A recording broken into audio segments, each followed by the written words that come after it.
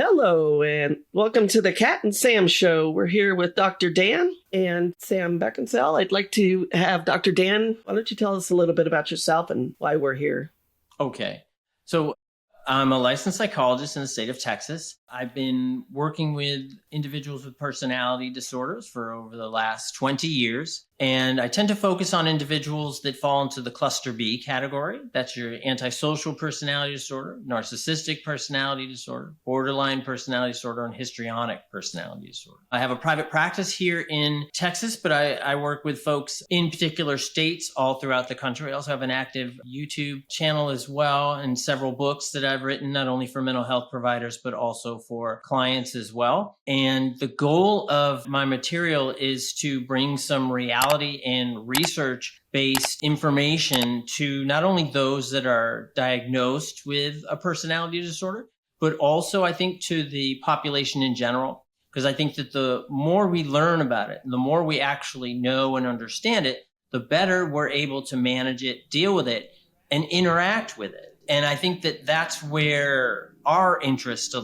align. Certainly when we talk about, domestic violence and other types of issues that we'll talk about today. Yeah, it's one of the things that intrigued me is one of your videos talking about the stuff that you do with your clients comparative to other people in the mental health. And we won't go into that, but because I didn't ask you. But I think that that's a really good point that a lot of people are still working in old ideologies and not trying new things. And that's one of the reasons I love being able to ask you to come on and that you've agreed to come on. So we'll start off right away with the question. Do you want to ask us a question, Sam? I do. So one of the areas in domestic violence and abuse is, one of the questions I suppose that we ask is, do perpetrators know what they're doing? Do they have often something like antisocial personality disorder will be mentioned? So would you like the domestic violence community to know about personality disorders, and maybe especially around the area of what's of interest for me is it being used as an excuse sometimes for behaviour? So if you were able to, if we were able to sort of have a conversation around that of do they know what they're doing? Or I think it's very difficult for people who've experienced domestic abuse to not look for an excuse for it and say, well, they don't know what they're doing and they're lovely people. And that can be very dangerous in the dynamic in terms of repeat going back. But also then them not being held to account for their behaviour as well, because they may well be, have a personality disorder. Yeah. So Sure. And I think first, I think it's important to break apart whether it's a reason or whether it is an excuse. And I think when we talk about excuse, then we're talking about rationalizations for inappropriate behavior, for violence, other types of issues there. If we're talking about a reason, then I think, what we're talking about, so are individuals that fall into that personality disorder category, so are they at a higher likelihood to engage in partner violence or parental alienation or other types of issues where they harm others? And I think, absolutely, I think that some certainly are. And I think certainly your individuals along the antisocial spectrum, I think are at a high likelihood to engage in more violence. And I think because they spend more time with their partners or with individuals that they're in relationships with, I think that does increase the likelihood and probability of that violence. Also, they tend to be closer depending on the severity of the antisocial personality disorder. So that emotional connection, psychopaths don't really emotionally connect. Sociopaths do. Individuals that are just antisocial personality. So we're looking at three different levels, so to speak. So your most extreme would be your psychopath. Second to that would be your sociopath. So they have some social skills, usually they're good at talking people into things. That's where I think that those individuals that are more sociopathic are more likely to certainly engage in violence, and then they can talk their way out of it. That way they can say, well, they get the individual who's the recipient of the violence to then believe that, well, you're right, I shouldn't have done A, B, and C, so that's why you did it. Whereas really, from my perspective, professional and personal, I think that there's never a reason to touch someone else if they're not agreeable to it. So certainly, those individuals, of course, feel like that their immediate needs, which come across, of course, as violence, like we're talking about today, is they feel like that they are justified in doing that. That's where that excuse comes in. And then your antisocial is kind of the low end of that spectrum that we're talking about. Your antisocial personality disordered individuals, just they're rule breakers, a lot of theft, a lot of manipulation, a lot of recklessness, but they don't add that complexity that you see typically in your psychopath or your sociopath. But if we lump them all together, I think that group is probably the highest likelihood. Probably second to that would probably be your narcissistic personality disordered individuals. And I think that those individuals, the reason why they are at a higher likelihood to engage in interpersonal violence, domestic violence, is usually because they incur what's called a narcissistic wound. A narcissistic wound could be, they're in a relationship. The partner realizes there's no growth in the relationship. It's not going anywhere. The relationship seems to only feed the ego of the narcissist. So the partner then decides, I think I'm done. I think, I'm going to get out. But the narcissist sees their partner as property. Now we can differentiate that from your antisocial spectrum individual, who then ultimately their partner isn't property. Their partner is more of, what can I get out of you? So if you want to leave, as long as I get everything I want, I don't care. But the narcissist, their ego, their sense of self becomes wrapped up with that individual, even though they treat them poorly and they treat them as though they're only an object to reinforce their own sense of self and ego and self-esteem, that if you lose that person, that hits them at their core, which is typically full of self-doubt, fear, inferiority, guilt, rejection fears in some cases. So that's where a lot of times the violence comes from. Interestingly, research was done probably about 15, 20 years ago, and they looked at the different personality disorders. And what they found that the narcissist is actually most likely to commit murder, even more than the antisocial personality disorder. But if you look at it through the lens of what I just described, which is that the loss of that partner or the individual that incurs that narcissistic wound, whether it's a partner, it could be a therapist, it could be a boss, whoever it may be, whoever incurs that narcissistic wound, they have to then be eradicated.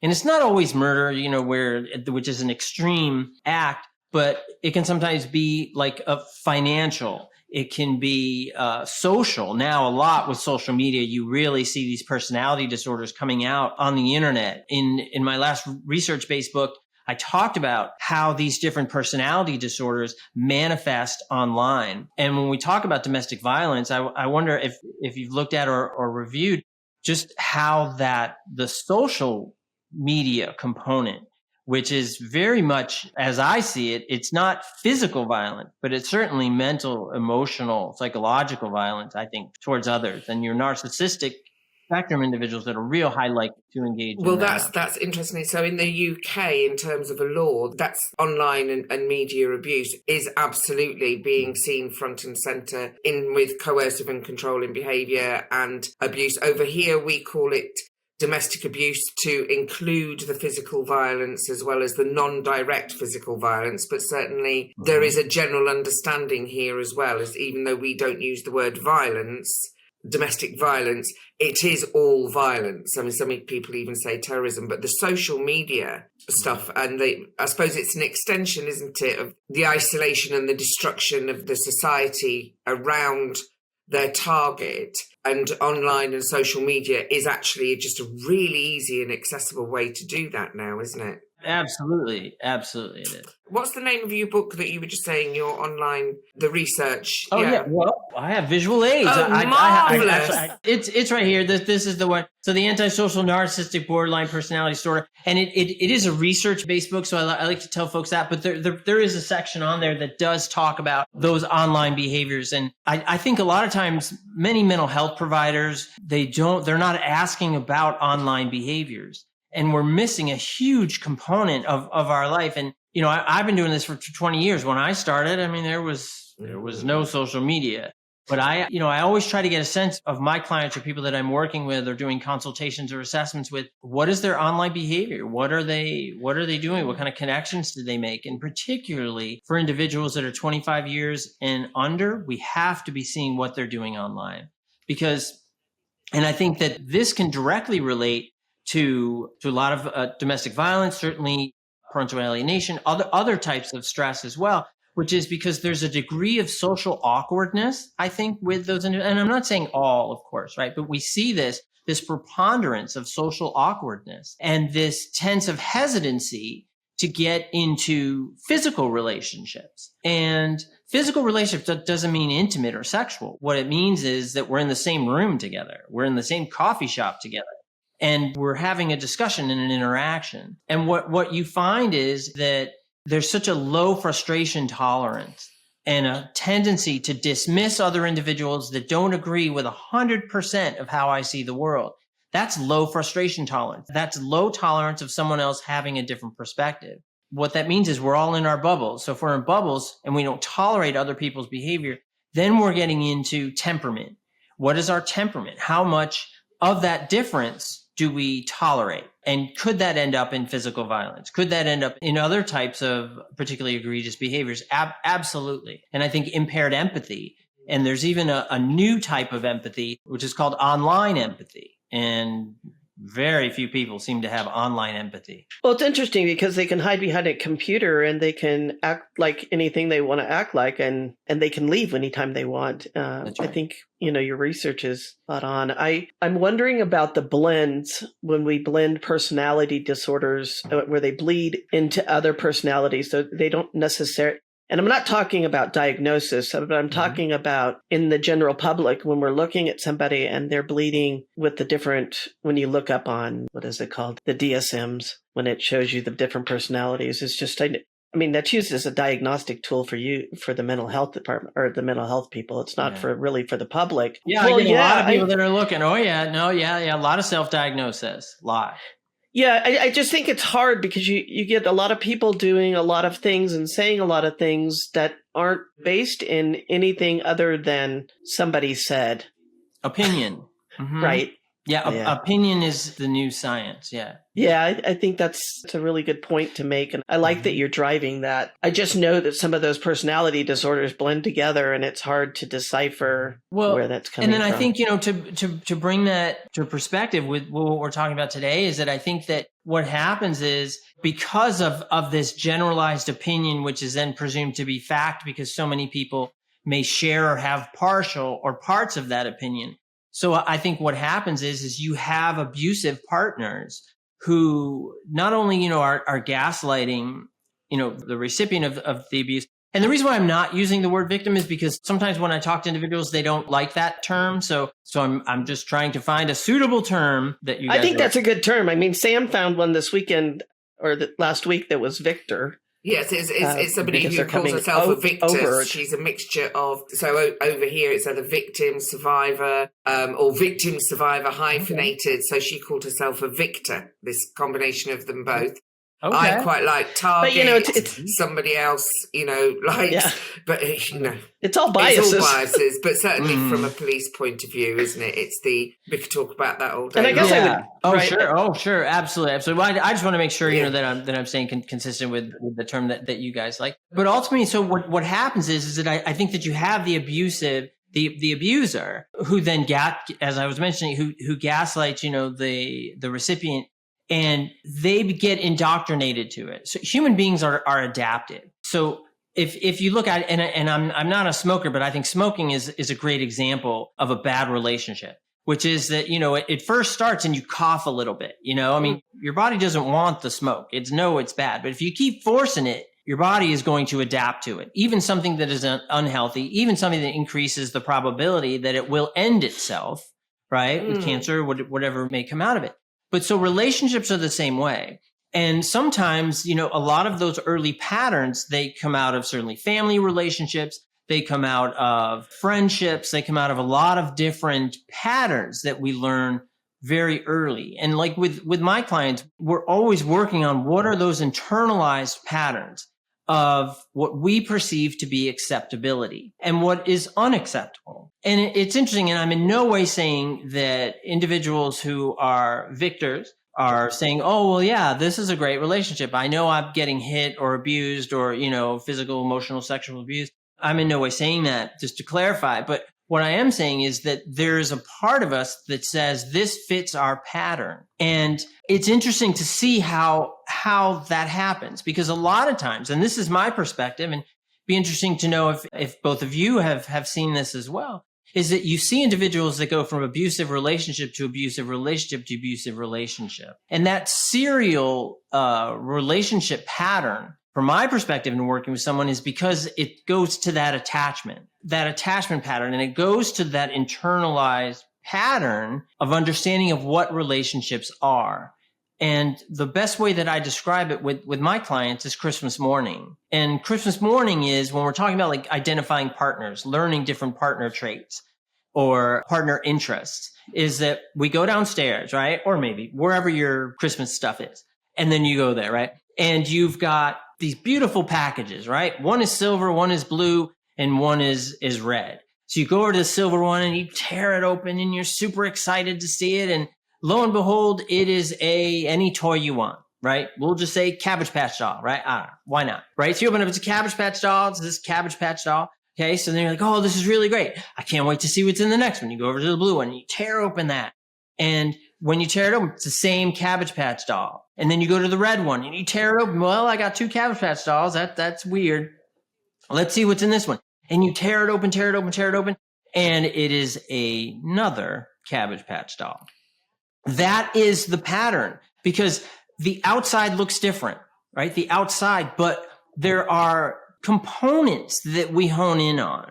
There are things that we connect to. Sometimes they're overt and sometimes they are covert. And I think that working with my clients that certainly do have tendencies of getting into very violent relationships, we have to go to those patterns. And, I remember a client I had years and years ago, and, we were working on her partner patterns and her representations of others and connecting to others and things like that. So then she met this other guy, and, she left the abusive guy and she went with this other guy, and he was very attentive to her. He took her places like nice restaurants, things like that. I think they went to Paris or Italy or something like that, I was like, wow, what a great trip. It sounds really cool. What's that? Red flag.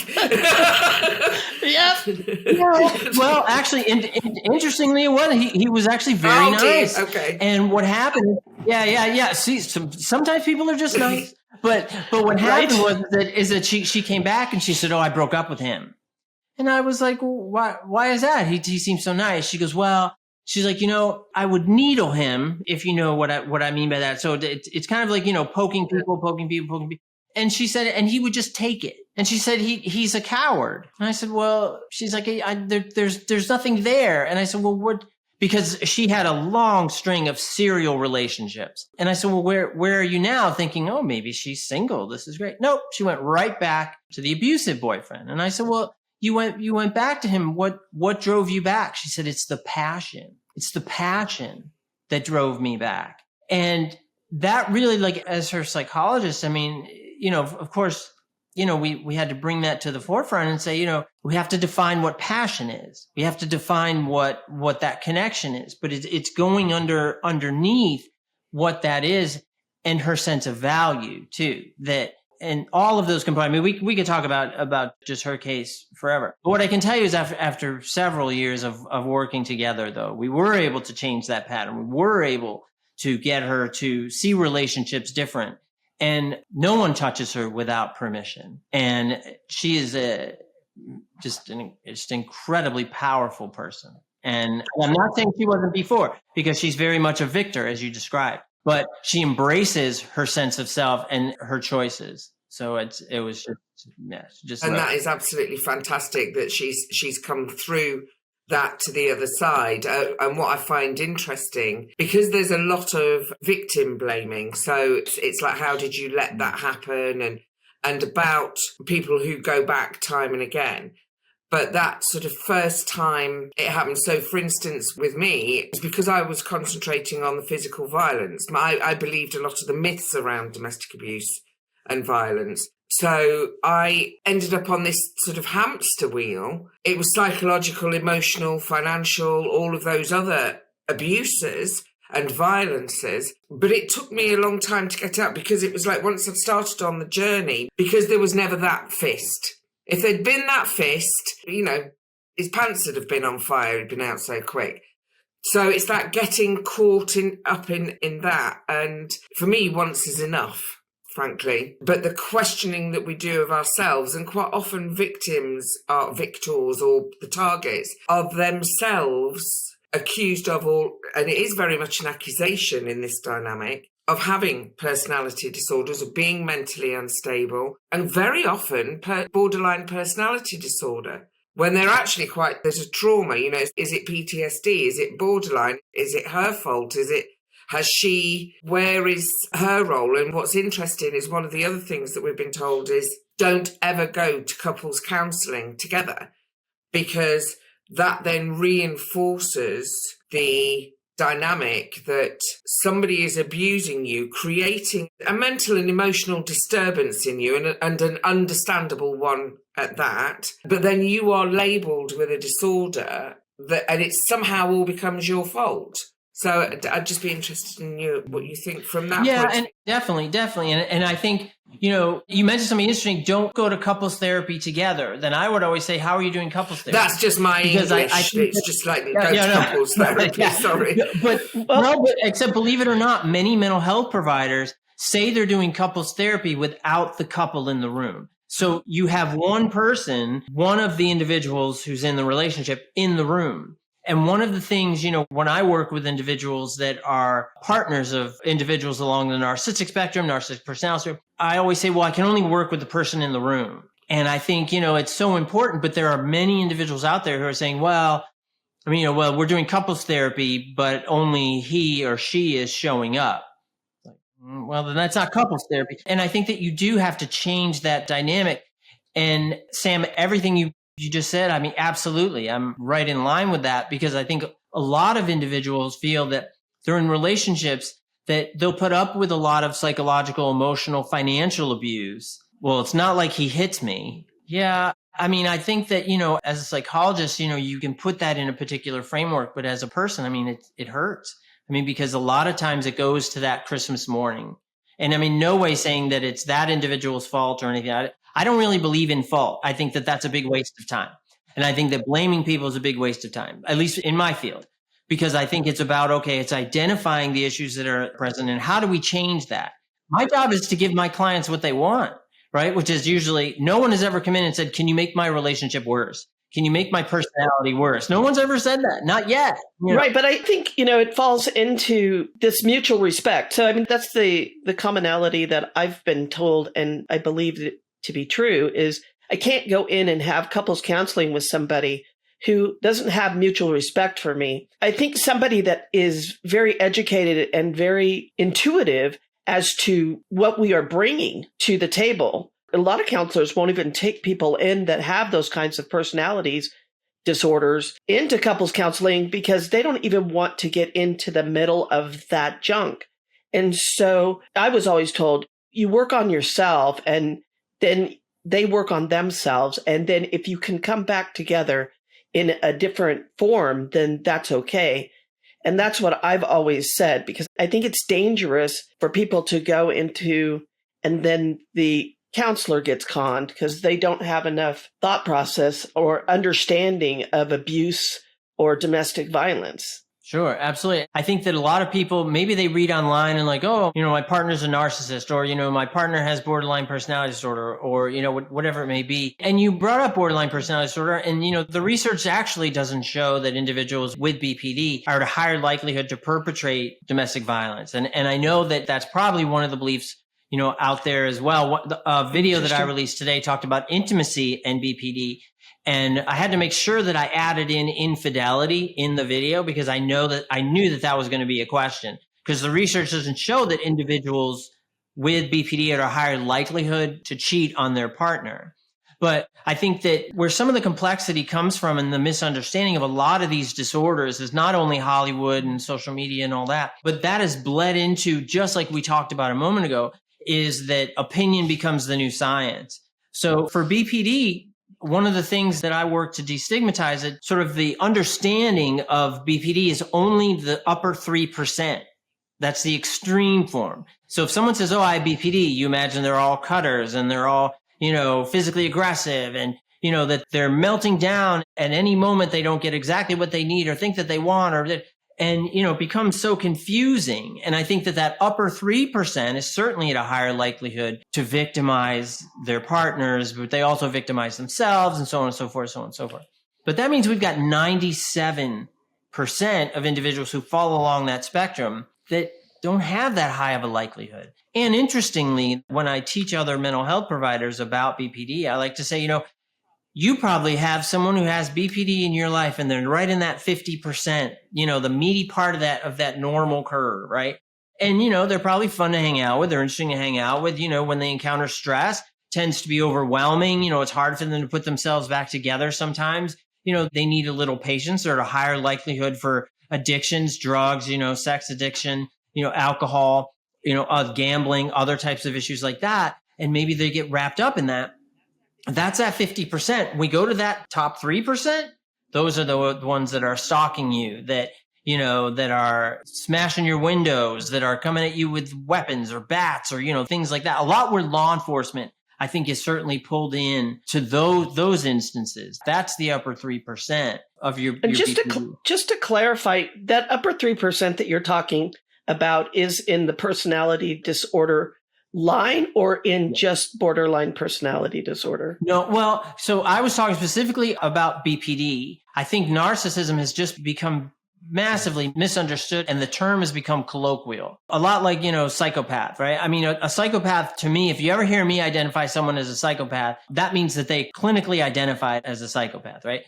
Like with my students, I tell my students, part of getting into this field means that the luxury of the colloquial use of our clinical terms is gone.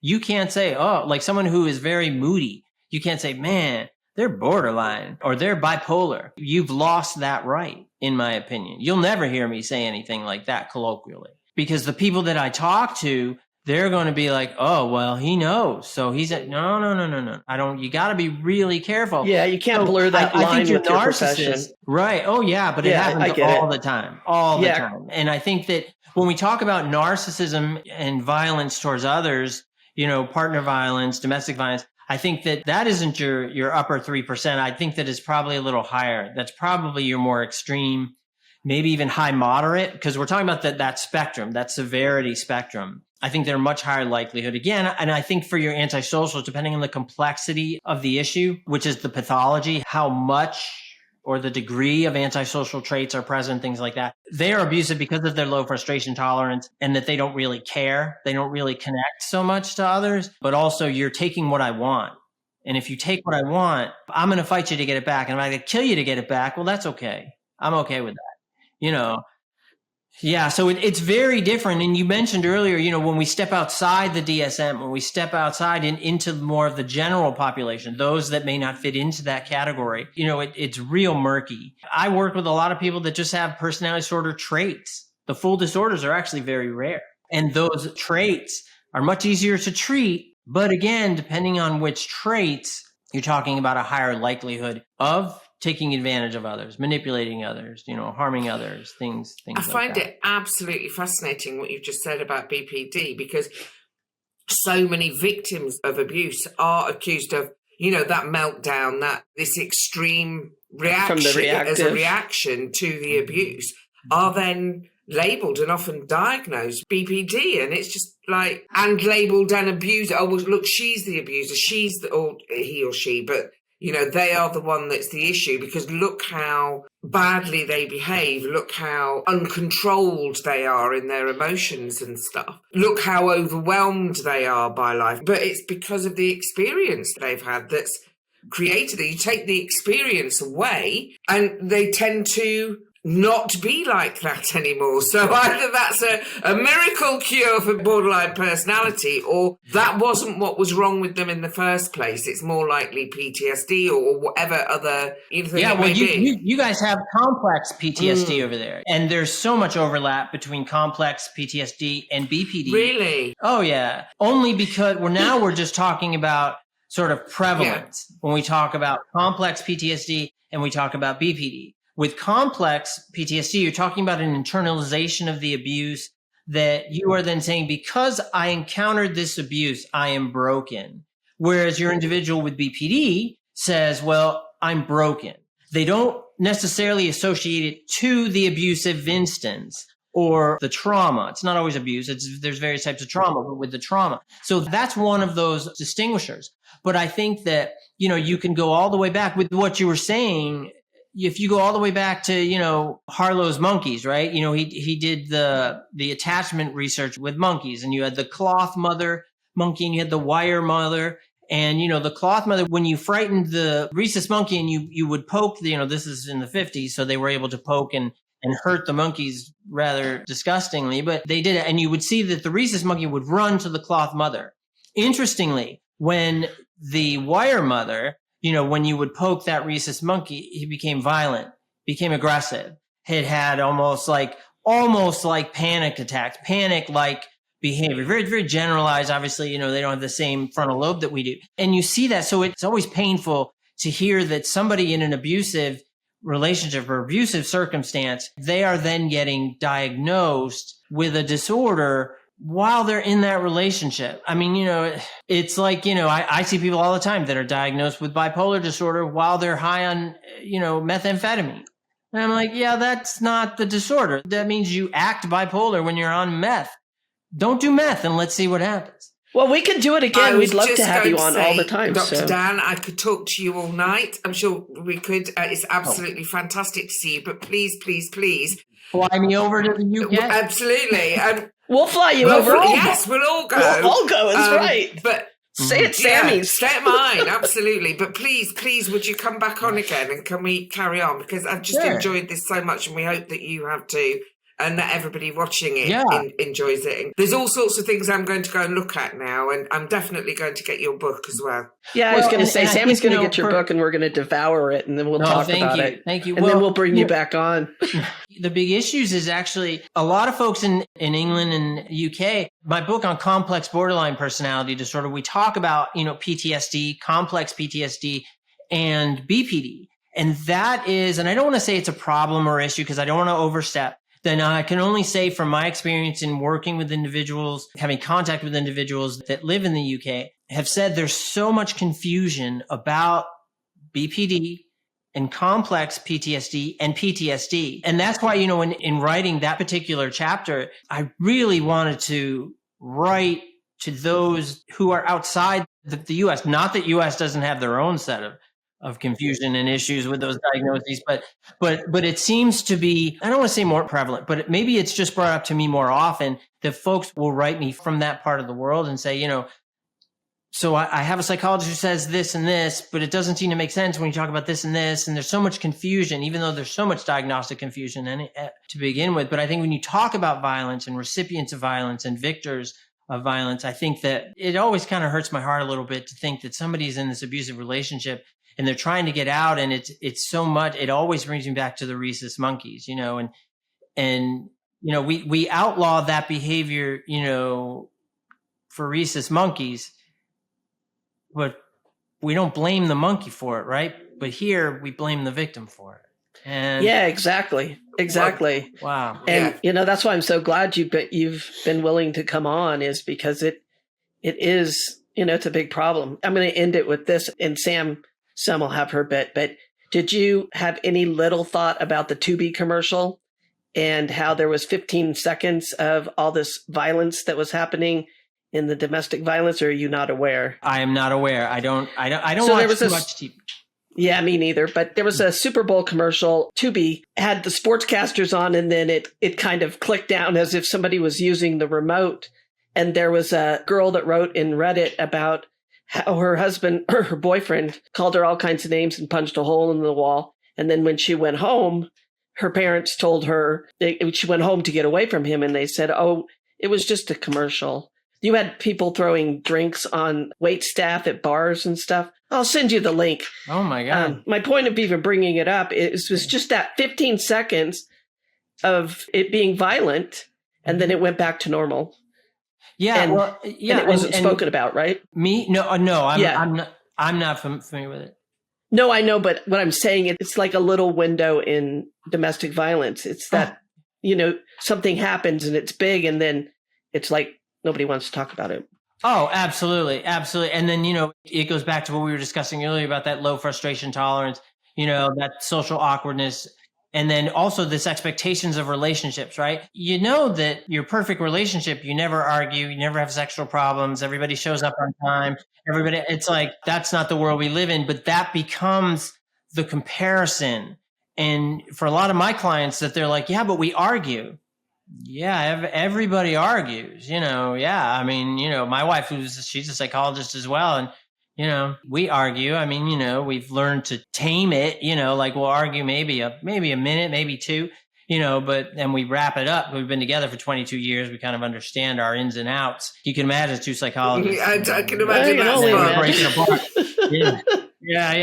Yeah, but absolutely. I mean, I think that we're also going against this comparison image and idea that is so unrealistic. And, relationships are like plants, you don't water, you don't feed it, you don't talk to it.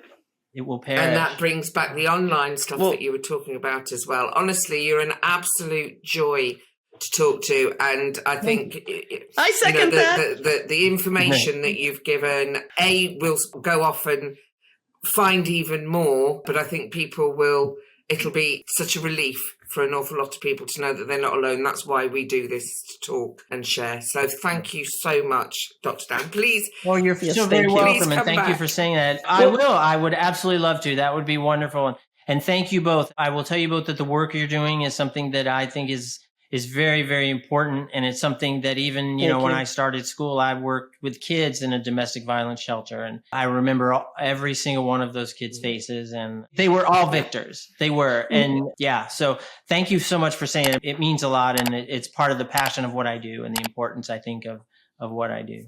Thank you. Thank you.